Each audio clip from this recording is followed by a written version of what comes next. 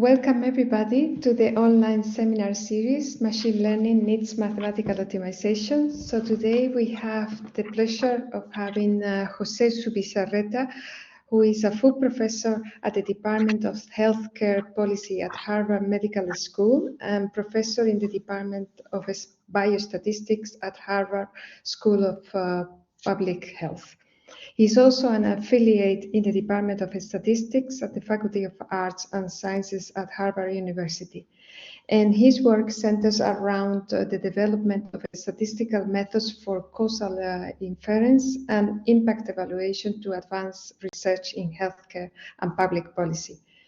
José's methodological research has been published in the Journal of the American Statistical Association, the Annals of Applied Statistics, the Journal of the Royal Statistical Society, and Biometrica, to just name a few, which are, as you know, top journals in the field. His research in medicine and healthcare has appeared in the Journal of the American Medical Association and the Annals of Surgery. His work has been awarded, and for instance, he has the Kenneth Rothman Award for Best Publication in Epidemiology in 2013, and the William Corcoran Award for the Best Paper Published in Observational Studies in 2015 to 2019.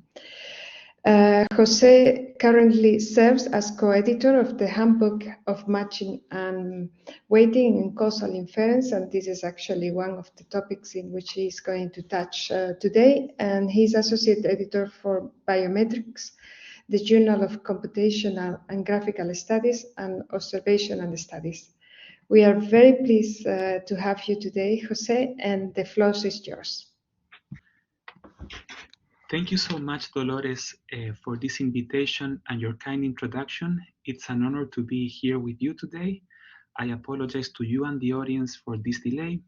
I made a mistake with my calendar and the change in times between zones, so I'm sorry to be a bit late. The short title for my talk today is Mathematical Programs for Causal Inference, or more specifically, bridging matching, regression, and weighting as mathematical programs for causal inference. The work that I'm going to present today is based on a number of collaborations with my co-authors listed here. More specifically, it's based on 4 papers with Ambarish, Eric, and Ishin, which are listed here. These papers are about regression, matching, and weighting, and what I'm going to try to do today is to bridge them from the standpoint of optimization, as opposed to previous works that have connected these methods using asymptotic approximations. So we're going to focus on closed-form characterizations of the methodologies from the standpoint of optimization and how well they approximate a template randomized experiment. The outline for my talk is as follows. I'm going to start describing the experimental ideal, to then talk about matching, regression, and weighting, and again connecting them from the standpoint of optimization. And then I'll discuss some connections and extensions. If there are questions, I believe you can ask them through the chat or at the end of the meeting. I'm also happy to be interrupted with actual questions, so please feel free.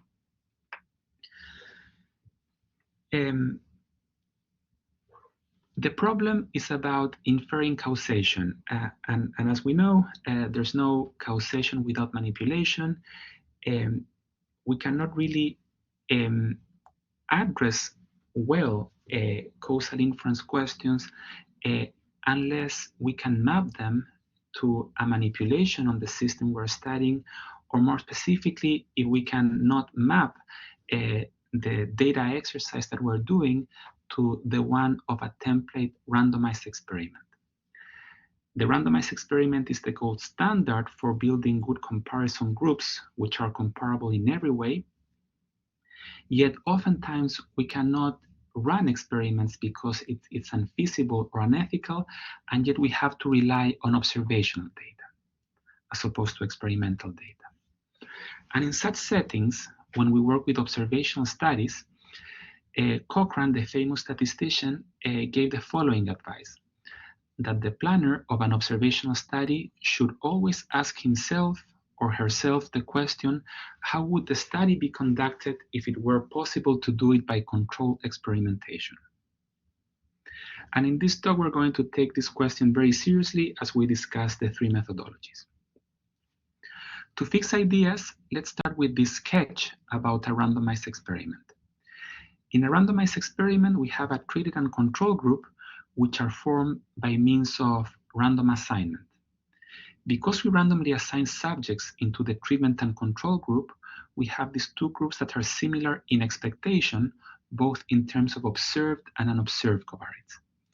If, moreover, these samples are random samples from a target population, so if before randomly assigning the groups to treatment and control, we randomly draw this overall sample from a target population, then these treated and control groups are not going to be representative of each other, the control group representative of the treated group and conversely, but they're going to be representative of the target population.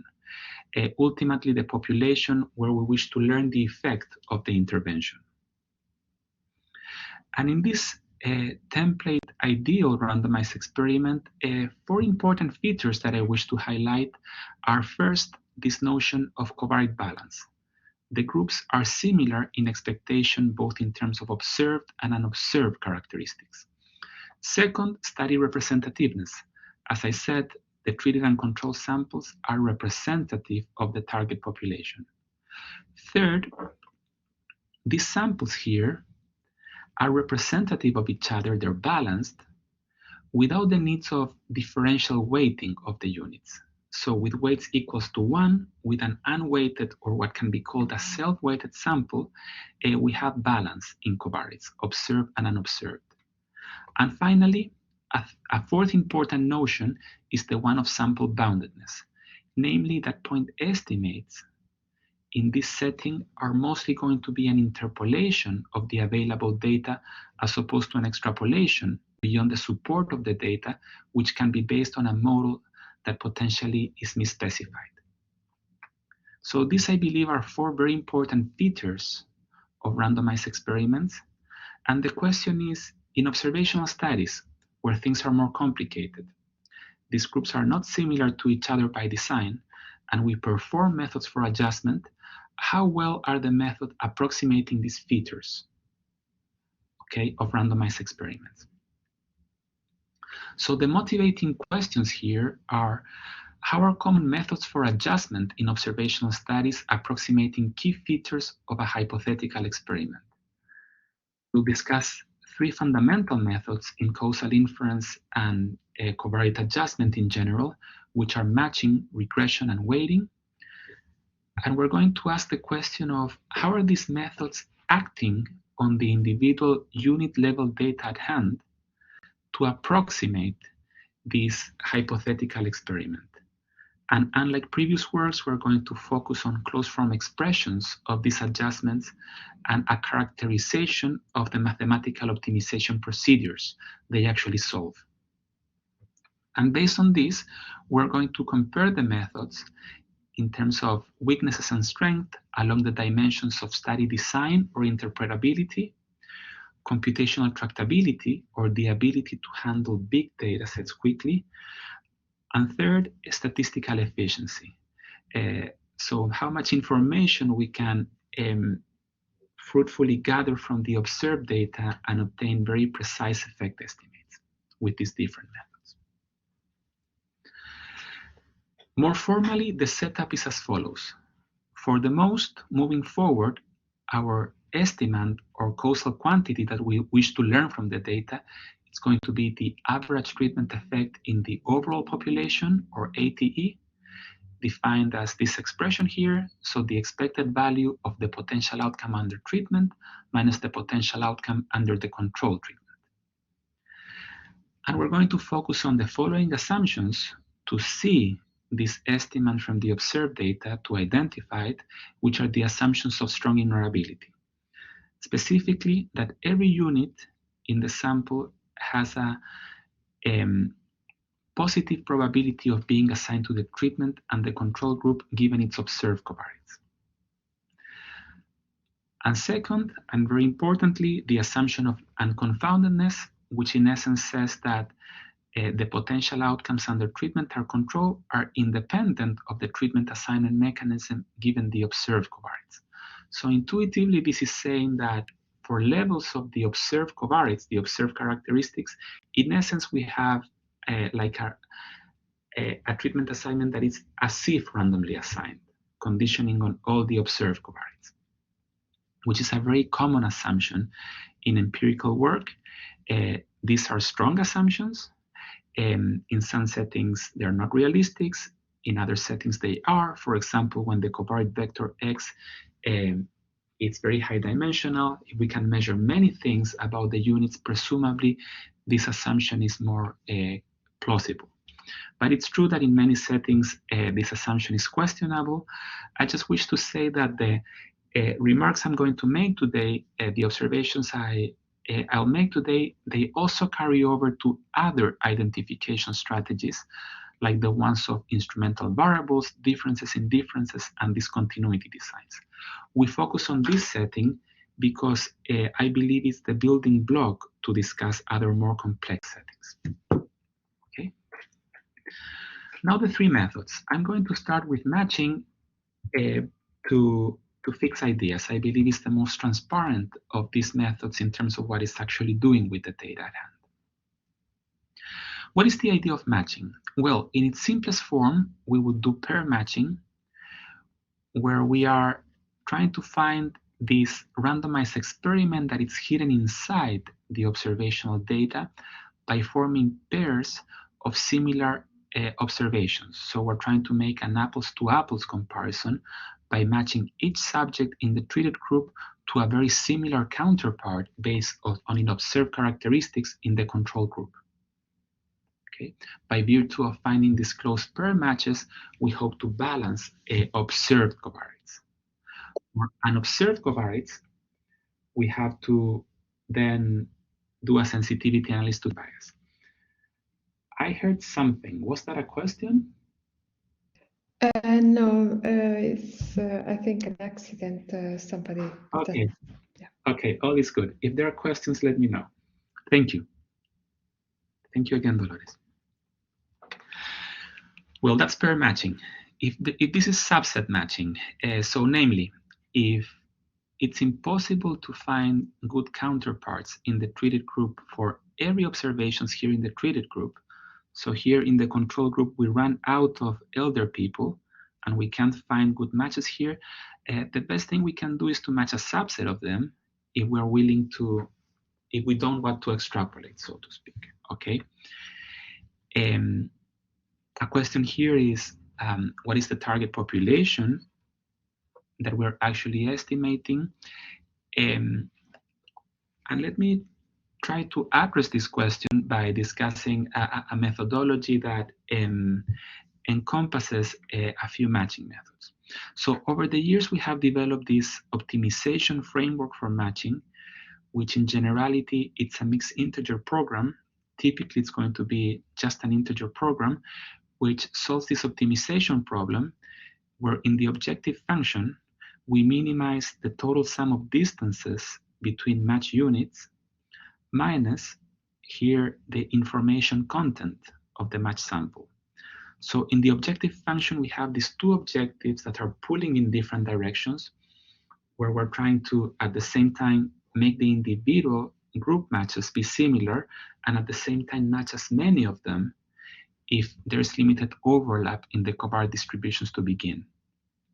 Lambda is a tuning parameter chosen by the investigator, and we solve this objective function subject to what are matching, balancing, and representativeness constraints, namely matching constraints on the matching structure, for example, solving a pair match, as opposed to a one-to-many, many-to-one match, and balancing and representative constraints which ensure that the samples are not only balanced relative to each other, but relative to a target population.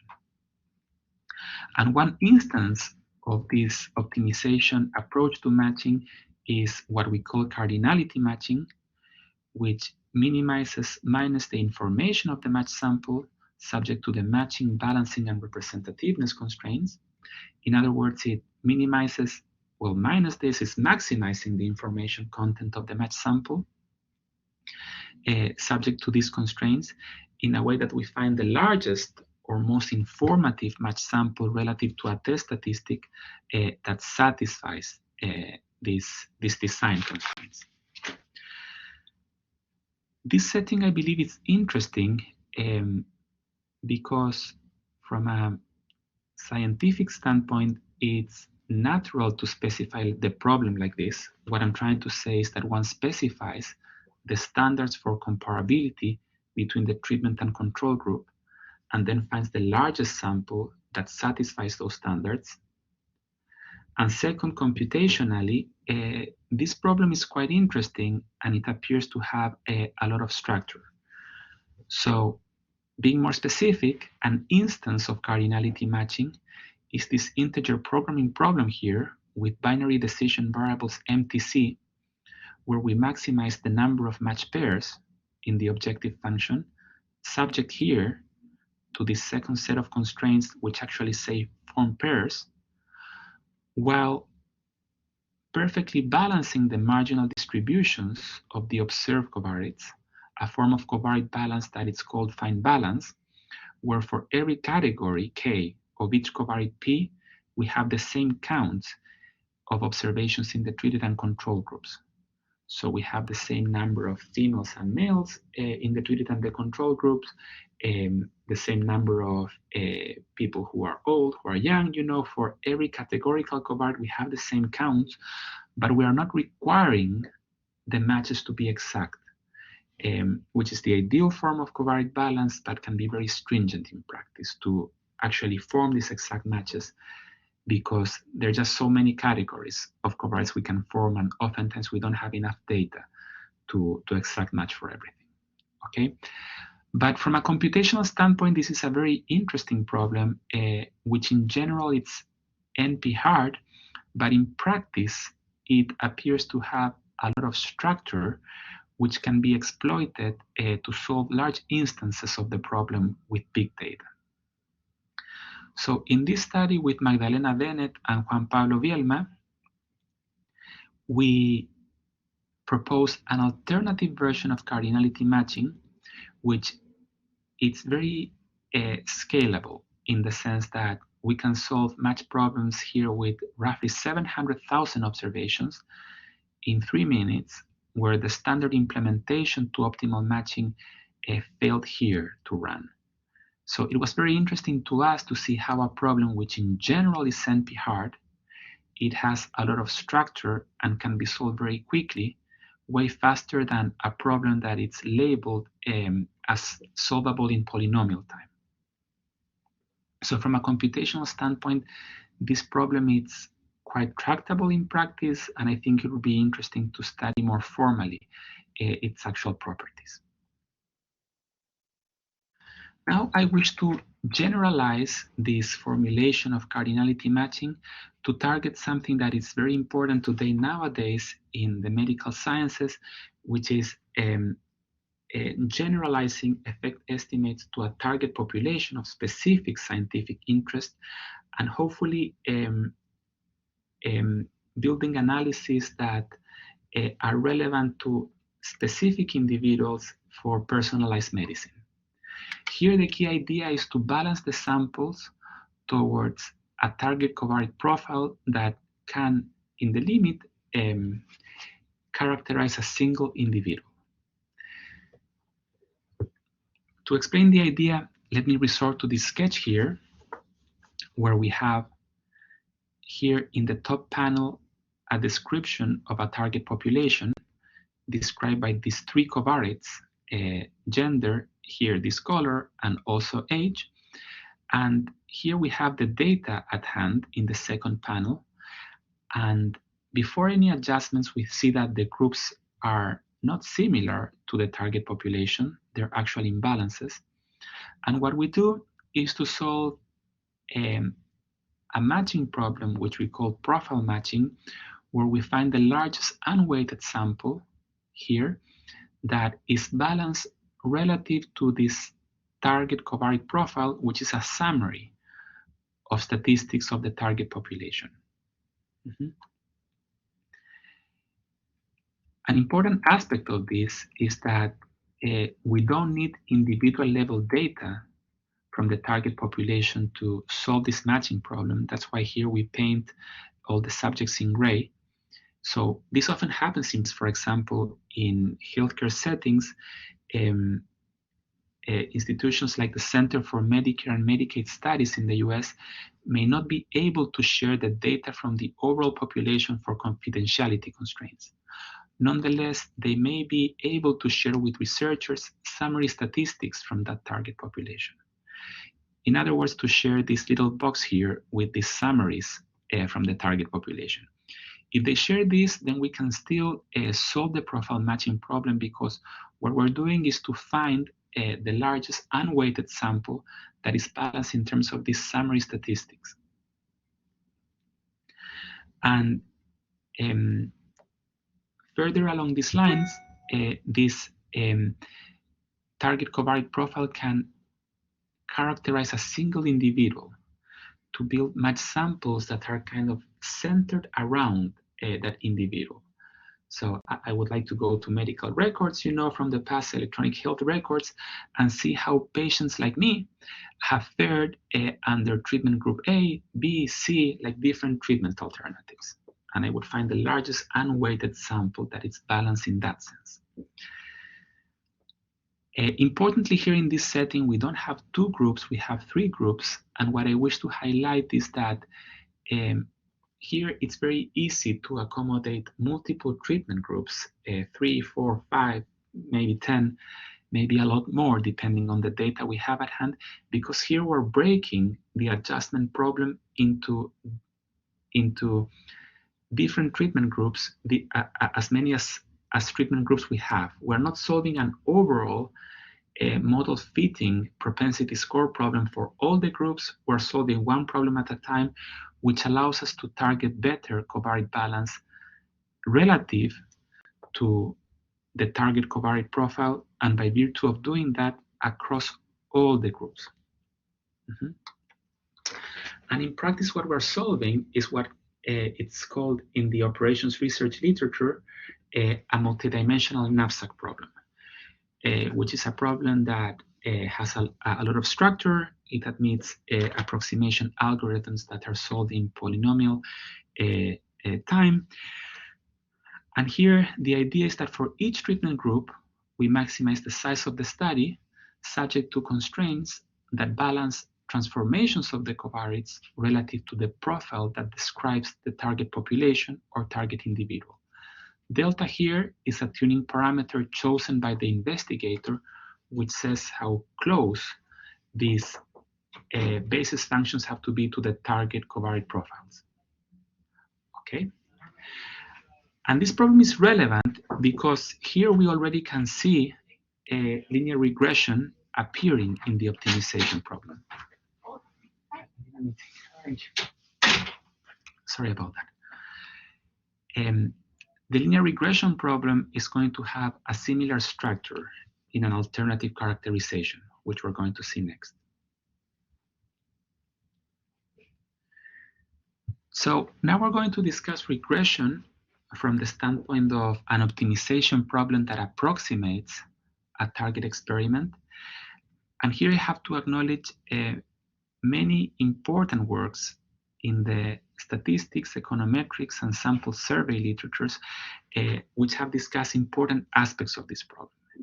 Here again, we are emphasizing the closed form expressions stemming from these optimization problems. To motivate this second part of the talk, I wish to quote the historian of statistics, Steven Sticker, who said that the method of least squares is the automobile of modern statistical analysis. It's a method that we use very often because it has some very appealing features. Now the question is, when it comes to causal inference, the question is, where's the experiment in this procedure? Or more specifically, how do linear regression adjustments in observational studies emulate key features of randomized experiments. In particular, how linear regression is acting on the individual level data at hand to produce an average treatment effect estimate.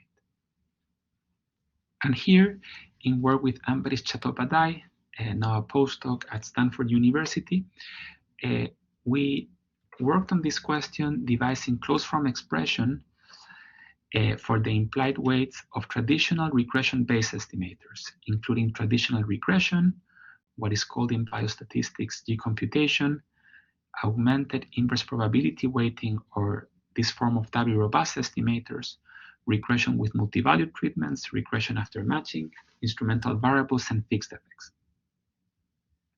And we analyzed the weights both in finite and large sample regimes, devising diagnostics for linear regression in causal inference.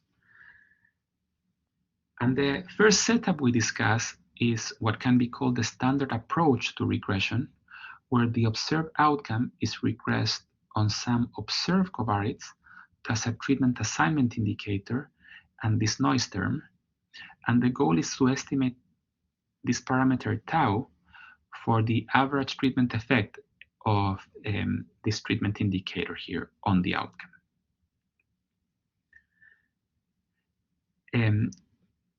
As we discussed, this estimator devised via OLS optimization is equivalent to what can be called a uniregression imputation approach. Uniregression in the sense that there's one regression function of this form which is fit on the overall data to obtain the regression coefficients, and based on that fitted model, then we predict the potential outcomes under treatment and under control to take the difference of these predictions in the two groups. The OLS estimator is equivalent to this procedure. But making this observation is relevant because then we can see that this OLS estimator can be expressed as a linear, also called a Hayek estimator, where each observed outcome is weighted by a weight W, which has certain properties, which we characterize in the paper. So here we provide some closed-form expressions of the weights, showing that they have this form here. And in general, they have the following properties, coming back to the question of the implied experiment in linear regression. First of all, the standard linear regression approach, it's balancing the covariates.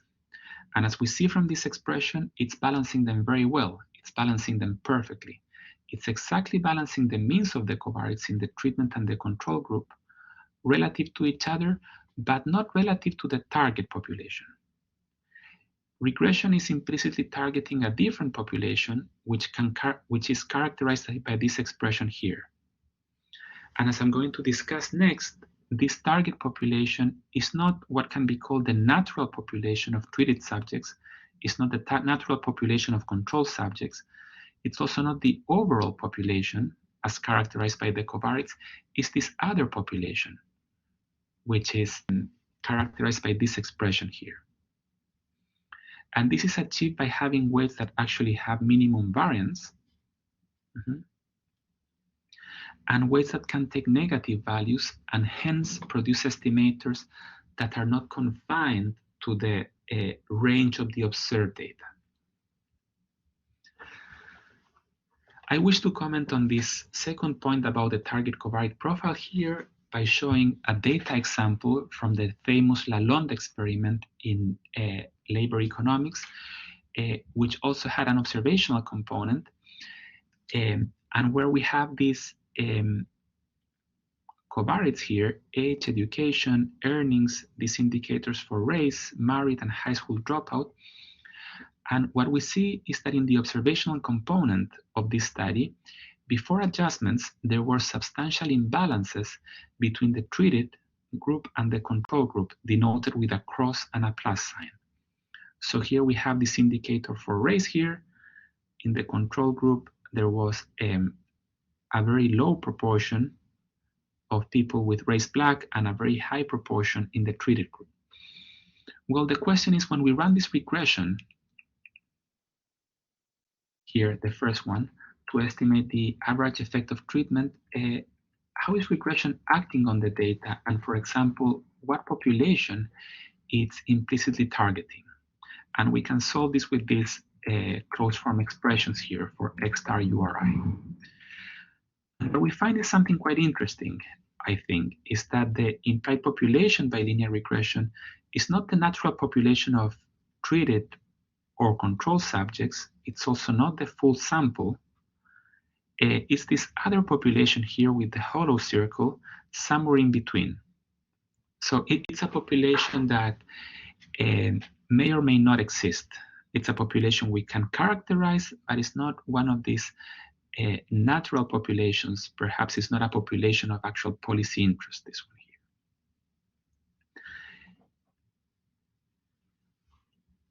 here.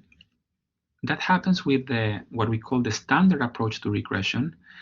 An extension of this approach is what can be called multi-regression in imputation, also called the Peter-Belson regression approach, where we fit separate treatment and control regressions in the two groups, and then impute the potential outcomes under treatment and in control via these separate models, which is equivalent to fitting a longer model in the overall sample, allowing for interactions between the covariates and the treatment.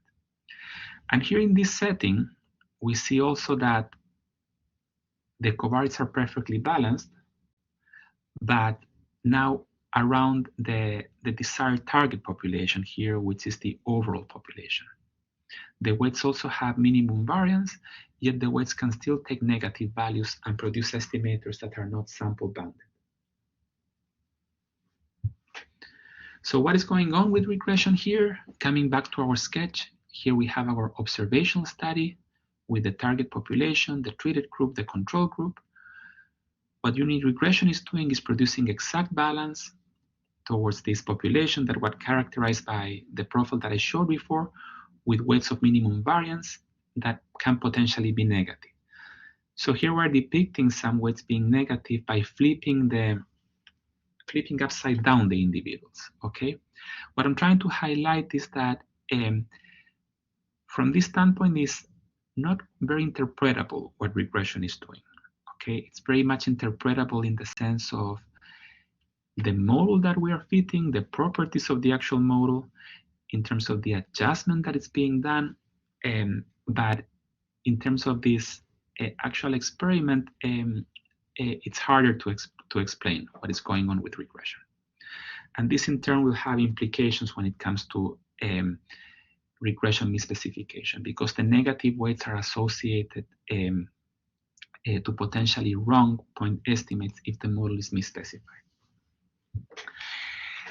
In general, in this paper with Ambarish, we show that the standard linear regression approach, as well as other approaches to regression like weighted MRI and the W-robust estimator, originally proposed by Jamie Robbins and Rea Rodnitsky and colleagues, can be solved as solutions to a one-go optimization problem, which is a quadratic programming problem of the following form, where we minimize a measure of dispersion of the weights depending on these two parameters, which in turn depend on which is the form of adjustment or the estimator that we pursue, subject to approximate balance constraints with weights that add up to 1. To me, this is very interesting because it's a very different interpretation to the linear regression way of fitting the model. We can equivalently fit the linear regression model and obtain a point estimate for the effect of treatment by solving this optimization approach, which now has a closer connection to this ideal of the randomized experiment. Why is that? Because here we can see how we are individually acting on the original treated and control observations, producing balance, representativeness, and so on. Okay. In more generality in the paper, we discussed the double and multiple robustness properties of regression estimators, and we devised these regression diagnostics for causal inference, where, for example, we show the implied balance of the regression adjustments, and how much influence does a single observation has on the point estimates derived from linear regression for the average treatment effect. So far, I have discussed this setting, regression in the setting of an observational study under the assumption of strong ignorability, chiefly non-measured confounders, but these considerations also carry over to other designs like diff-in-diffs and instrumental variables. Now, in the third part of this talk, I wish to talk about weighting, where in practice there are two seemingly related approaches to weighting. One that can be called the modeling approach to weighting, where the focus is to fit the best possible model for the propensity score, say via logistic regression. And there's another approach which says, instead of explicitly modeling the propensity score, I'm going to focus on adjusting for the covariates as well as possible with weights that have certain properties. An example of this is entropy balancing. In a paper with Ambaresh Chattopadhyay and Chris Hayes, we discussed these weighting approaches, and we argue that in weighting, we want to focus on covariate balance, the stability of the resulting estimator, making adjustments that are an interpolation as opposed to an extrapolation, and explicitly targeting a population of scientific interest. In generality, what this balancing approach to weighting is doing is, well, for our estimate, or one half of our estimate, by one half I mean the first part of the average treatment effect estimate of the average treatment effect parameter, we wish to estimate the potential, the mean potential outcome under treatment with an estimator that it's a linear estimator. Well, we can decompose the error of this estimator in terms of three components, coming from the bias from imbalances in the adjustments, this noise term, where here we have the weights that we get to choose, here we have them too, and in this term here, we don't have the weights. This is an irreducible error term due to sample variation. So what the balancing weights are doing are trying to reduce biases from imbalances in this unknown regression function M, with weights that reduce the noise term as much as possible. By solving that optimization approach, we can show, and we do this in the other paper that I mentioned with Ishin, that these two approaches are actually connected. By looking at the optimization problem of these two approaches, we can see that one is the dual of the other. So in other words, the balancing approach to weighting is solving a form of regularized regression for the modeling approach for the propensity score.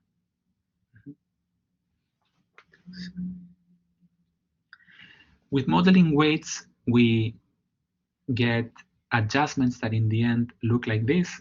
So we're balancing the covariates with weights that can be very variable. So one observation here can have a very big influence on the actual point estimates. And with the balancing weights, we are explicitly tempering the behavior of the weights by more explicitly restraining the variability of the weights so that the adjustments are more stable. And a form of this approach to balancing weights is what we call with Ishin minimal weights, where we minimize a measure of dispersion of the weights subject to approximate balancing on basis functions of the covariates that span a general function class for the unknown mean potential outcome model. And a specific version of the minimal weights is what can be called stable balancing weights, where we find the weights of minimum variance that approximately balance the means of the covariates with weights that add up to 1 and that they're non-negative. And interestingly, this is a QP, a quadratic programming problem, which we can scale a lot by using modern optimization approaches like OSQP and ADMM, and solve for very large data sets. So here in an implementation of this using OSQP by Stellato and co-authors, we could easily solve data sets with more than 1 million observations in seconds. and the bottleneck in the implementation we tried became actually memory allocation rather than computation. But from a conceptual standpoint, what I wish to highlight is that this approach to weighting constitutes a form of regression that is quite interesting. Because if we didn't have this non-negativity constraint, this weighting approach would be equivalent to doing rich regression imputation. By having this non-negativity constraint in, this can be called a form of regularized rich regression imputation that does not extrapolate, and that in that sense is sample bounded. So, connections and extensions.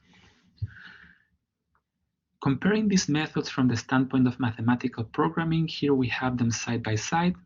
Here we have the first stage of profile matching, where in all cases, we see that in profile matching, regression, and SBWs, we're minimizing a measure of dispersion of the weights, here by maximizing the size of the study, subject to here balancing constraints, which can take different forms, and here with weights that are constrained in different ways. So here in matching, we're constraining the behavior of the weights a lot by having these 0-1 weights in order to have an unweighted sample, which can produce a more interpretable statistical analysis, albeit at the cost of a less efficient statistical analysis. So here in regression, we see that the weights are unconstrained. The weights can be negative, they're freely to vary, as long as they add up to 1. And here in weighting, we're actually constraining the weights to be non-negative. So here we can see a connection between these mathematical programs for causal inference, these typical regression approaches, from the standpoint of the optimization problems that they're actually solving. So we saw that weighting can be represented as a convex optimization problem, specifically a QP problem, and we also provide an R package to solving this problem via the SPW package for R. Regression, which is typically casted as a least square optimization problem, can be equivalently solved as a QP problem, and we have developed this package called LMW for linear modal weights in R. And matching in general, well, typically it's solved via the assignment problem via network flow optimization. We have discussed an alternative, perhaps more general approach based on mixed integer programming problem, on a mixed integer programming problem. And here we have the design match package for this implementation. So the question that motivated this work is, where's the experiment? From the standpoint of balance, representativeness, sampling, and extrapolation. We saw that matching looks like this, regression looks like that, and weighting looks like this.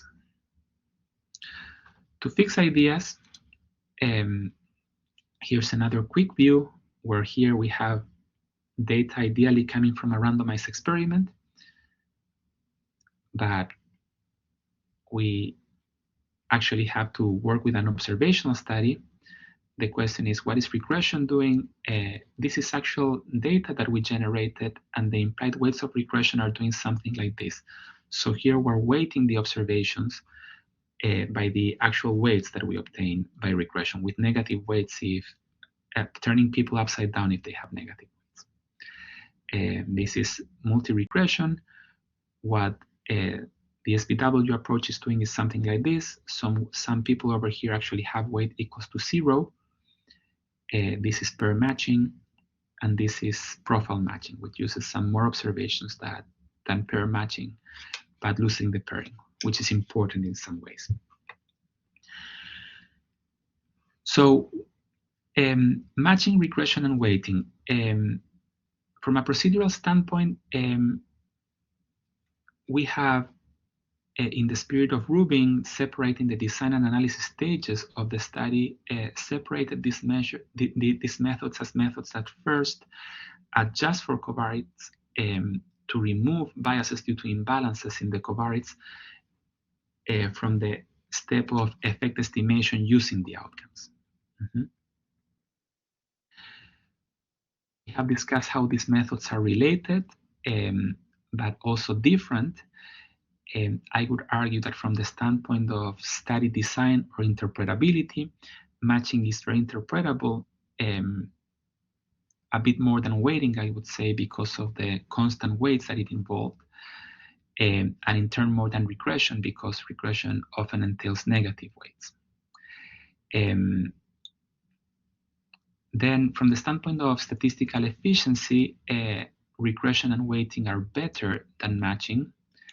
The implied weights in regression are unconstrained, so all is correctly specified, that will be optimal from the standpoint of statistical efficiency. Yet if the model is misspecified, then those negative weights can hurt. And then from the standpoint of computational tractability, in theory, regression and weighting are way more tractable problems than matching, but I wish to make the point that some matching instances tend to perform very well in practice. So it depends a great deal on the implementation, and I think that here the optimization community can help us a lot to understand what are the actual properties of these matching problems. I wish to acknowledge support from Picori and the Alfred P. Sloan Foundation for this work. I'll stop here. If there are questions, please let me know. Thank you very much, José, for the interesting talk. Are there any questions from the audience? And yeah, so José, can you read it or? Yes. Thank you, Professor Pineda, for that question. It's a very good one. The question pertains to multi-value treatments. In other words, when we don't have 2 treatment groups, but 3 or more treatment groups.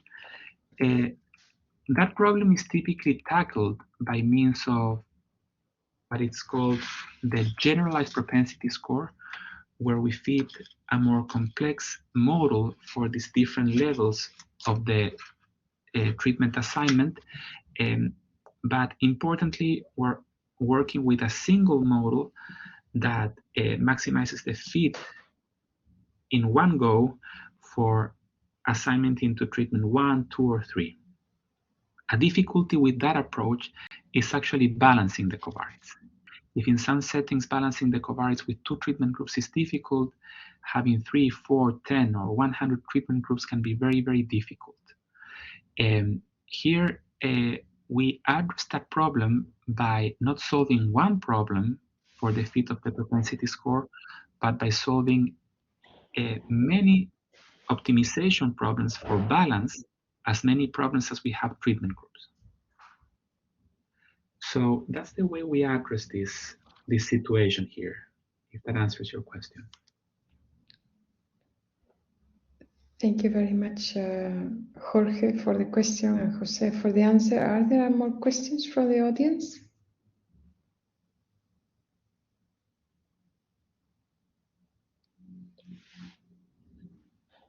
I think we are going to leave it here. Thank you again, Jose, for the nice talk. And for the audience, this is the last talk of season 5. And we will be back after the summer with the 6th season of the online seminar series, Machine Learning Needs Mathematical Optimization, with plenty of interesting talks like the one today. Be linked to the mailing list, which is the way that we will communicate the starting of the new season, otherwise in social media. Thank you very much to everybody. Thank you so much.